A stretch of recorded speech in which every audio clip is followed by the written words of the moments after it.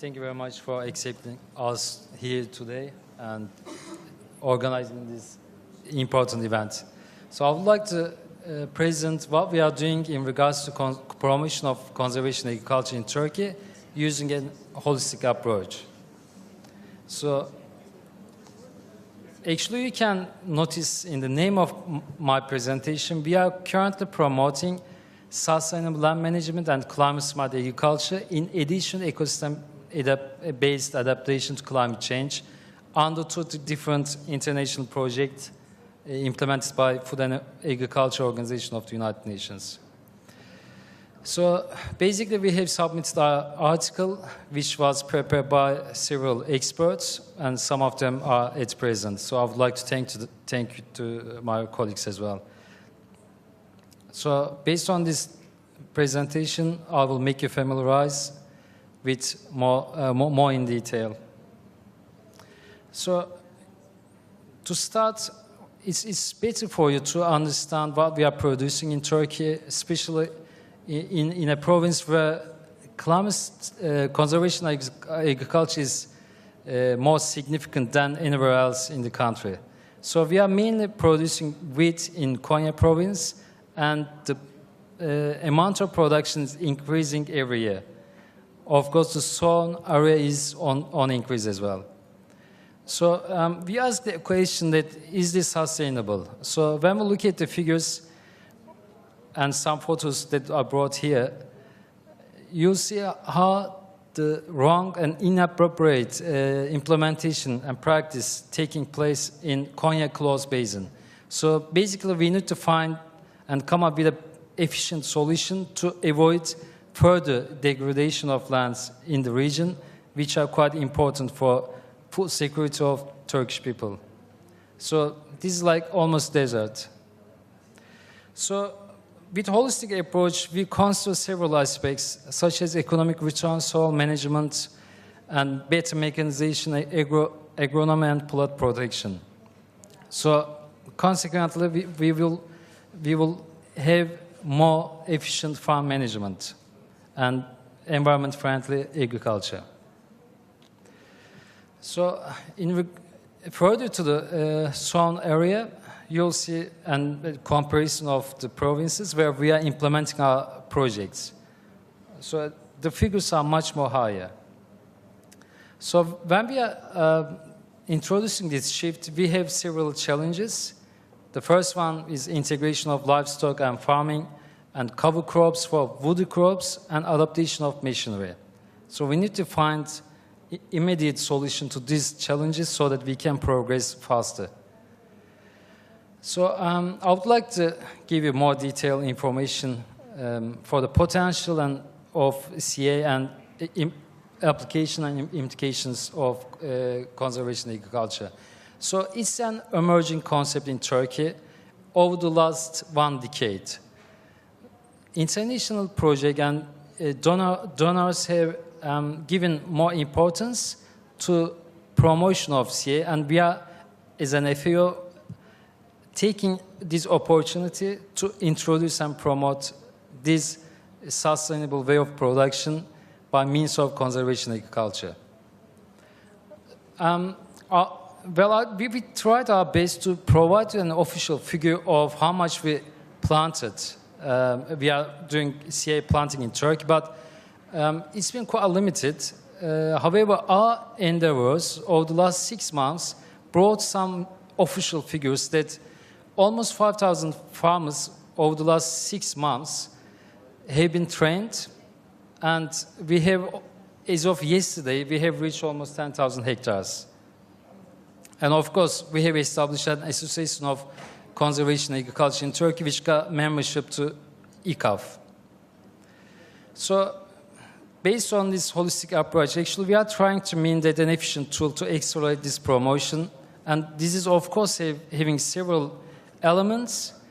And so far, we have tested this approach, which has yielded efficient results. Of course, this requires close collaboration with all stakeholders. And these elements actually basically consisting of workshop, demonstration, finance, regulation, and extension services, which we are considering carefully. So these are the like examples of what we are doing, like in the last 6 months, especially where we start implementing the two big projects around over $10 million of budget. So workshops, conferences, and field equipments and demo sites. And you'll see this photo has been taken from our demo site. So on the right one is our demo site, no weight problem, and left side is the conventional tillage system. So this is repeating as well. The right one and left one as well are like showing us demonstrations. We have yielded excellent production this year. And these are further photos in regards to what we are doing. And this mission is domestic and national. So we are also assisting them to design, which may correspond to the requirements. So these are more photos. This is actually quite meaningful because Ministry of Agriculture now fully supporting us for further development of conservation agriculture. I think this is it for now. Thanks so much for giving full attention. Thanks.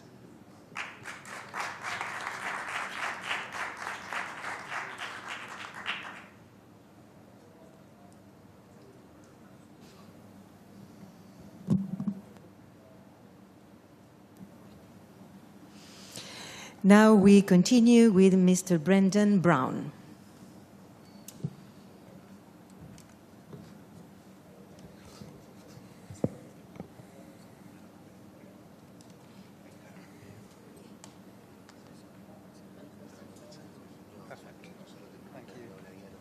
All right, hi everybody, great to be here. So what I'm going to take you through now is some of the research that we've been looking at in developing a more nuanced and creating a bit more understanding around how we understand adoption and uptake of conservation agriculture in Eastern and Southern Africa. The work that I'm presenting comes from an analysis of household data sets that were collected by CIMMIT in the SINLESA program. And so we'd like to thank CIMMIT for making that data available on their online data repository. So just to give a baseline for the rest of this discussion, what we did was first apply a binary classification of adoption. And that is to say that a farmer is either an adopter if they use some form of CA, or they're a non-adopter if they don't. And most studies that look at the adoption of CA will use something similar to this to classify adoption, although there's often a lot of ambiguity about where we actually draw the line in a yes or no outcome. But when we applied this, we found that we would consider there to be quite substantial adoption of conservation agriculture across these 5 countries. 4 countries there are above 89% adoption. But for those of us that are working in Africa, I think that we might say that maybe this is a little bit misleading. And so what we wanted to do was to go a little bit deeper. So to go beyond that yes or no binary adoption and try and get a bit more understanding around what's actually occurring on the ground. And so to do this, we're framing utilisation as a process as opposed to an outcome. And there's 3 specific things that we wanted to investigate there. So the first one is how intensively are farmers using CA? The second one is what stages of use and non-use are occurring? And the third one is what forms of CA are being implemented? So to that first one there, and that is intensity of CA use. So to do this, what we've done is we've proposed this framework, which is the Conservation Agriculture Appraisal Framework, or the CAF. So it looks a bit complex, there's a lot going on in it. But basically what we've done is we've taken the 3 components of CA there, so legume diversification, stover cover and minimum tillage, and we've set a full use threshold. That allows us to, at a plot level, score a plot between 0 or no use and 1, which is to threshold use, or in between to understand that intensity of use. We can also take the average of those 3 and we'll get a conservation agriculture intensity of use index at the plot level. But we know we need to go beyond the plot level to understand farmer behaviour and decision making. So what we've done is we've weighted those plot indices against the proportion of the farm, summed them all together, and then we get a farm level index of intensity of use. So what's presented up here now is the bottom right-hand corner there, which is the farm intensity of CA. And what we've found that although we had 4 countries with greater than 89% adoption of CA, the intensity of use is really limited. So in Ethiopia, it was just 6%, the average intensity of use of CA. And in Tanzania and Mozambique, both the highest utilisers in terms of intensity, that was still just 40%. Importantly, farmers who applied CA on all of their land were actually considered statistical outliers, and we couldn't find them in Ethiopia, Kenya, or Mozambique. So the second aspect that we wanted to look at of utilisation is of the stages of CA use. So to do this, instead of saying adoption is an outcome, we said utilisation is a process. We broke that down into 10 stages and 4 phases. And that is to say that farmers first learn about CA, and then they might do some form of assessment, they might move to experimentation, and then they'll make a utilisation decision. Now that might be negative in the form of disadoption, or it might be positive in terms of modified utilisation, semi-utilisation, or total utilisation. So when we applied that to the same data set, what we found is this purple here is modified use. So basically, almost all use of CA is in modified forms. And you'll see that there's not a lot of green, light green or dark green up there, which is the semi and total use. So CA in its complete 3-factor form. Other things that you notice here, there's quite substantial red area, which is negative adoption. So farmers saying, no, CA is not for me. And particularly in Ethiopia, with the yellow, farmers are still not obtaining information on CA.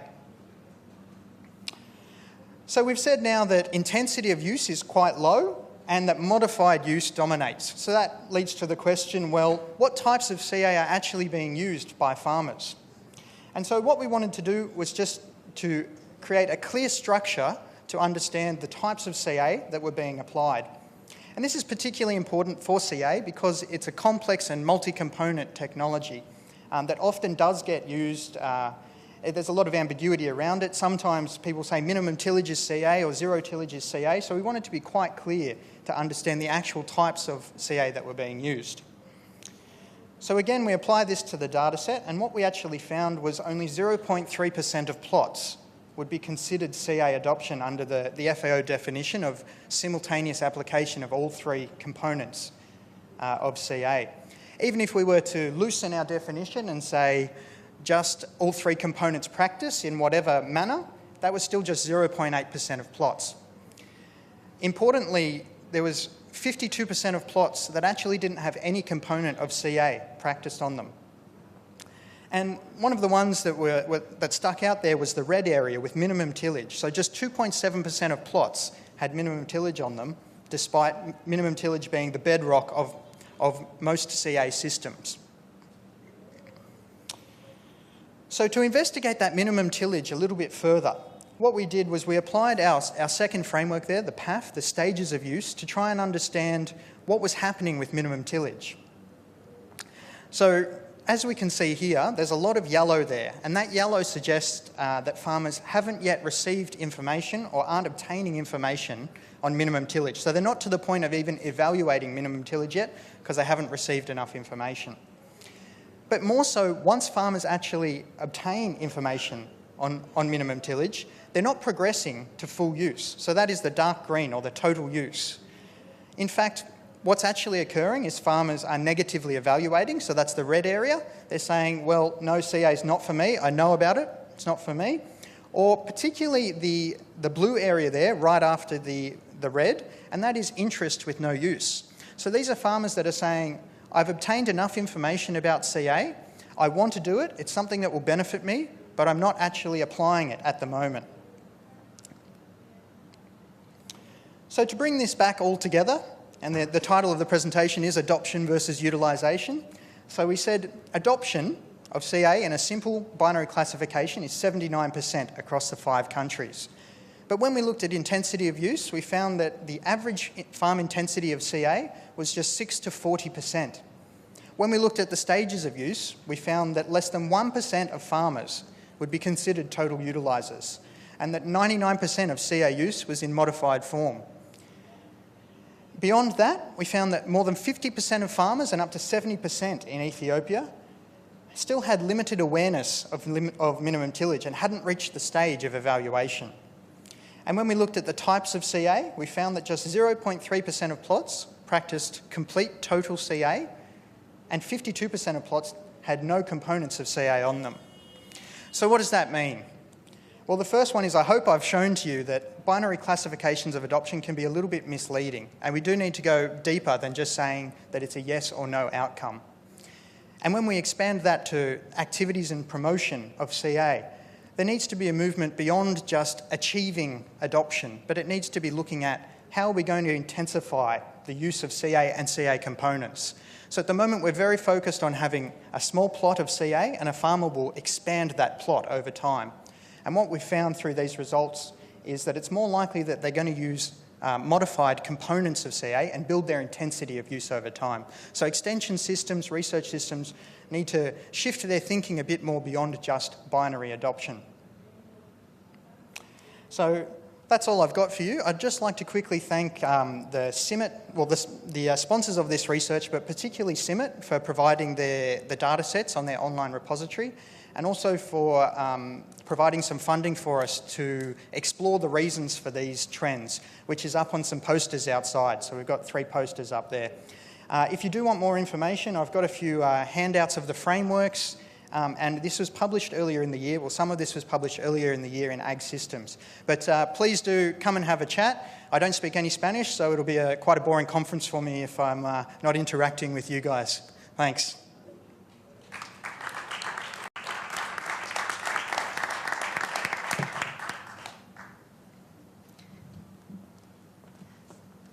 Now is the turn of John Landers.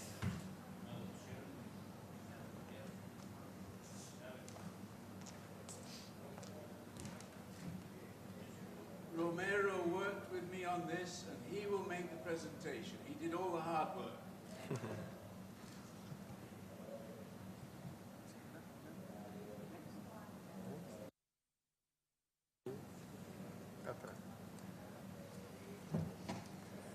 Good afternoon. I am Romero Bernardes. I'm a co-author of this work that John Landers built.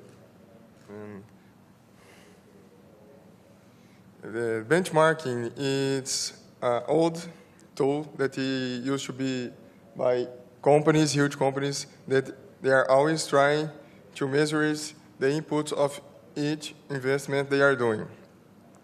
And with these measures, they can see how are the capacity of each indicators and into their industry and to their company. So we bring this tool into farmlands for soybeans and corn to see how the growers are using their inputs, their technologies, how they are getting it on the field. It's about 70 indicators that we get up, and to may create a driver for what can be better or what can be worse indicators, and to help the growers to see what they can be improving or not. And Lord Kelvin has already said that if you don't measure it, you can't improve it. So for farms there isn't a lot of measures already, it's very important to begin this study. When you see a low performance, you can see like a good opportunity, because you have the opportunity of improving each indicator and have more capacity of each instrument. Like in farmlands, we are seeing new technologies. It's improving each day, day by day. We must know how to use this technology in the field and how it can be better always. So this opportunity with low performance, you can see where we can grow up. And about doing RTRS certification, it's a very good one the SLC has a very good and positive experience. And this work that we built, it was in 22 farms covering an area with soybeans about 44,000 hectares, and 70% of this total area was also with a successive corn crop second. In Brazil, we call it as safrinha. So some of these indicators that we works, it's about how we use our machineries, efficiency. For example, we have horsepower per hectare. We create a database about how much we have for each machinery, since tractors, harvesters, adapters, sprayer, sum all of them and split into the whole area of the farm. So we can see if you are having a lot of horsepower or you have less horsepower. If you have a lot of horsepower, you are wasting this energy.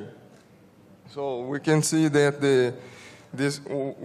we have in our region that was in southwest of Goiás in Brazil. We have the average about 1.21 horsepower per hectare. The top was 0.75 per hectare. The worst was 2.09 horsepower per hectare. We must know how we are employing our workers into the farm. If they are having too much worker or less worker, we must see how much is his area. So about this, the average is 22 hectares for a worker, and for average, the top is 38 hectares, and the worst was about 18. The other very important indicator, that is how many days they used to spray the whole farm. And because it's very important to know this for how you're going to going up with your crop. And during the whole process, we must get in several times, and you must know how is the window of each spray. So we create this indicator to see how many days they will spend to spray the whole farm. The average is about 5.49. The top was 2.35, and the worst was 7.9. And we have for this either for planting, how many hectares for a row or line, and how many horsepower for a row. And we can see that the average was 37. The top of the list was 52, and the worst was 12. Horsepower 11 for the average. Top was about the 9, and the worst was 16. And the harvest, it's a very good indicator because it's a huge investment that it's input in.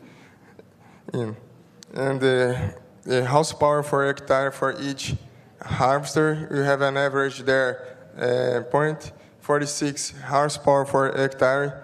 The top was 0.37 horsepower for hectare, and the worst was 0.68 for hectare. The other indicator is how many feet for hectares of his platform. Then we have 18 feet for hectare, 23 feet for hectare for the top, and the worst was with 10. Nutrients that we use in soy and corn. This first table, it's about the soil fertility in these 22 farms that we work with. And we can see that we are working with phosphorus in managed extractor for milligrams for the sin, and potassium, and calcium and magnesium. We can see that they are the levels of phosphorus is good and adequate for the region for to have a very good yield response answers. And for all these nutrients and for fertilizing, we can see above that how much we are spending of phosphorus and potassium. It's in average with the answers they are getting for the yield, for soy and for corn. And in our region, we use system fertilizing. We just do one operation in soy for soy and crop fertilization. The efficiency of nutrient use. This table is a simple, just how many kilos of soy. We get about kilos of P2O5 that we use in our fertilization. And we have the average for phosphorus was 40.88 kilos of soy for 1 kilo of phosphorus. And this efficiency of nutrient is in line that we used to work with the guideline of Embrapa Agency Cerrado's books wrote by Djalma, that he says that for 1 ton of soy, we must use 17 points of P2O5 for hectare.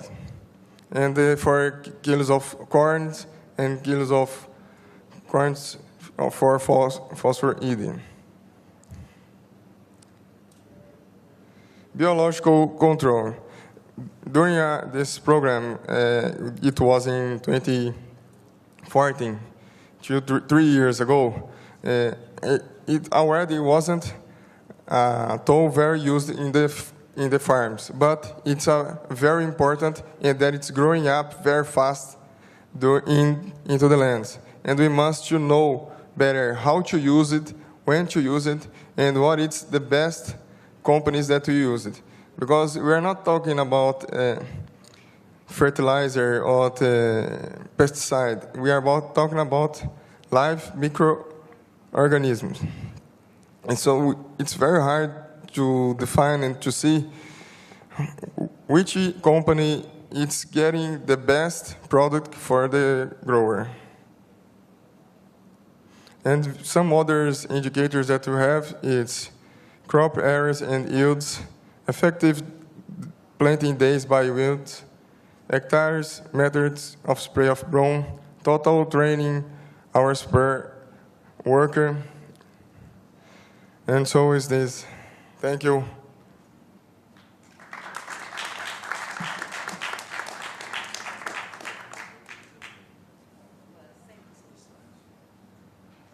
Thanks for all of you. To make questions to the speakers, we remind you that they can do it through different ways. For example, sending a message with your question to the number that appears on the screen.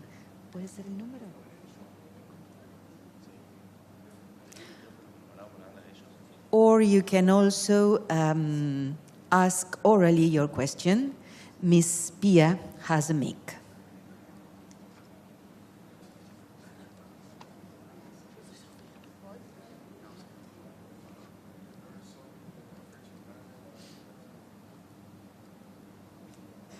Thank you.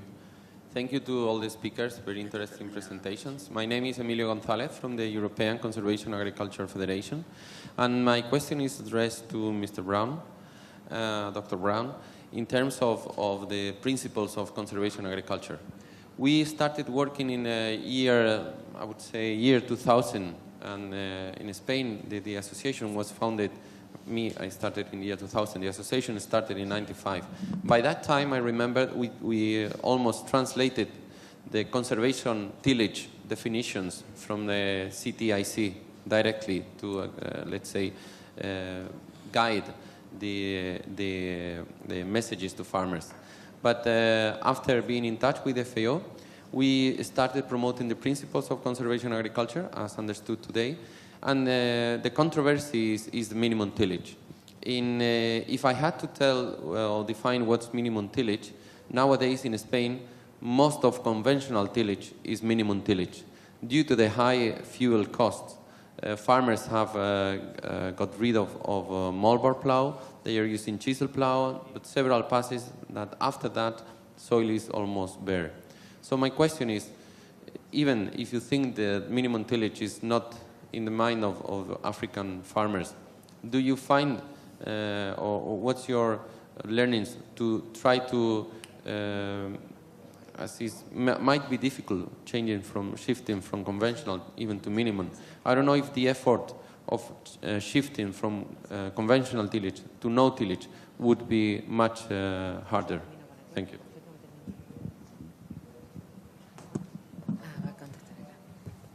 Yeah, thanks for your question. I think the difficulty that I've found in the African smallholder situation is the lack of mechanisation that exists. So if you look at the uptake of minimum tillage, of zero tillage in places like Australia or Canada, it's very much driven by fuel savings, labour savings and those sort of things. When you go to a smallholder system in Africa that isn't mechanised, that doesn't necessarily value the labour that's being put into those systems because it's household labour, it's the children after school or whatnot, that transition is very difficult for that farmer to make, particularly when you do need more knowledge in order to implement those systems. There's a movement now to things like jab planters, so just hand jab planters, like that. So direct seeding within lowly mechanised systems.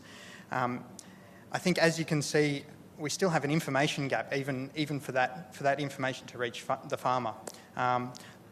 And when you look at purchasing a jab planter, for instance, you won't find them in the markets.